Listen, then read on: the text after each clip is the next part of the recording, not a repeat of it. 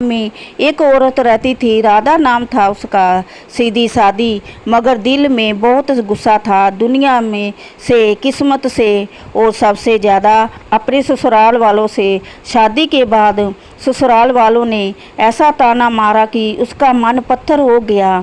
मायके की यादें, माँ का आंचल सब छूट गया था। राधा अक्सर गुरुद्वारे जाती थी, लेकिन उसका मन वहाँ भी शांत नहीं होता था। एक दिन गांव में किसी ने कहा, तू दिल्ली चल, बड़े मंदिर चल, वहाँ गुरु जी हैं, वहाँ तेरे मन का बोझ हल्का होगा। वो पहले तो हंसी, माफ़ करना बाबा, अब किसी से उम्मीद नहीं। लेकिन जाने क्या बात थी, कुछ ही हफ्तों में वो गुरु जी के बड़े मंदिर पहुंच गई। पहली बार जब संगत में बैठी तो चुपचाप थी, किसी ने कुछ नहीं कहा, ना कोई सवाल ना कोई जवाब। लेकिन चाय आई, लंगर आया और शांति धीरे धीरे उसके भीतर कुछ पिघलने लगा। फिर एक दिन जब वो मंदिर में ध्यान लगा रही थी, अंदर से एक आवाज़ आई, माफ़ करूँगा पर पहले तू खुद भी तो माफ़ी वाला काम कर।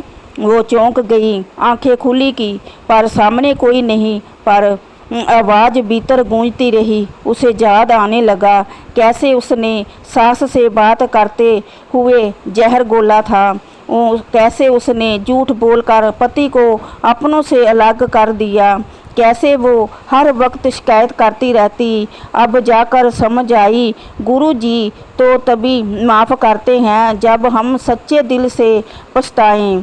उस रात राधा ने अपने घुटनों पर बैठकर रोकर गुरु जी से माफ़ी मांगी। गुरु जी, मैंने बहुत गलती की, माफ़ कर दो, अब मैं बदलूंगी, अब मैं गुस्सा नहीं प्यार बांटूंगी। और जैसे ही सुबह हुई उसका मन हल्का था। सास के लिए लंगर से प्रसाद ले गई, पति को कहा, मैं अब बदलना चाहती हूँ। गांव में के लोगों से माफ़ी मांगी जिनका दिल दुखाया था।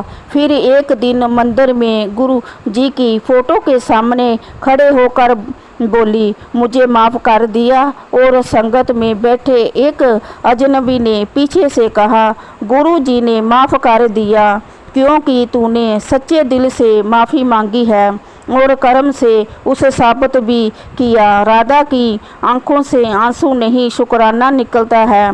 गुरु जी सिर्फ वो नहीं जो चमत्कार करें, गुरु जी वो हैं जो हमारे मन को आईना दिखाते हैं। माफ़ी मांगना आसान नहीं, पर वही पहली सीढ़ी है मुक्ति की। जय